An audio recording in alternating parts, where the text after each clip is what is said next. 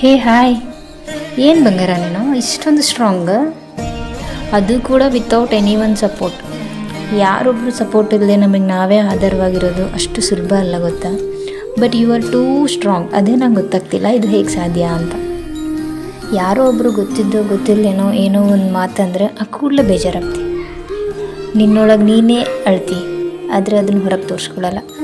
ನೀನಂದರೆ ಒಳ್ಳೆ ಶತ್ರು ಥರ ಟ್ರೀಟ್ ಮಾಡ್ತಾರೆ, ಆದರೂ ಅದು ಯಾವುದೋ ಸಹ ಲೆಕ್ಕಕ್ಕೆ ಇಲ್ಲದೆ ಅವರನ್ನು ನಿನ್ನ ಸ್ವಂತದವ್ರ ಥರನೇ ಆಕ್ಸೆಪ್ಟ್ ಮಾಡ್ತೀವಿ. ಇದೇ ನಂಗೆ ಅರ್ಥ ಆಗ್ತಿಲ್ಲ, ಇಂಥ ಬಲವಾದ ಮನಸ್ಥಿತಿ ನಿನ್ಗೆ ಹೇಗೆ ಬಂತು ಅಂತ. ನಂಗೆ ಗೊತ್ತು ಇದರಿಂದ ಯಾರೊಬ್ಬರೂ ಇಲ್ಲ, ನೀನು ಹಾಗಿರು ಹೀಗಿರು ಅದು ಮಾಡು ಇದು ಮಾಡು ಅಂತ ಗೈಡ್ ಮಾಡೋರಾಗಲಿ, ನಿಂಗೆ ಹರ್ಟ್ ಆದಾಗ ಮೋಟಿವೇಟ್ ಮಾಡೋರಾಗಲಿ ಯಾರೂ ಇಲ್ಲ ಅಂತ ನಂಗೆ ಗೊತ್ತು.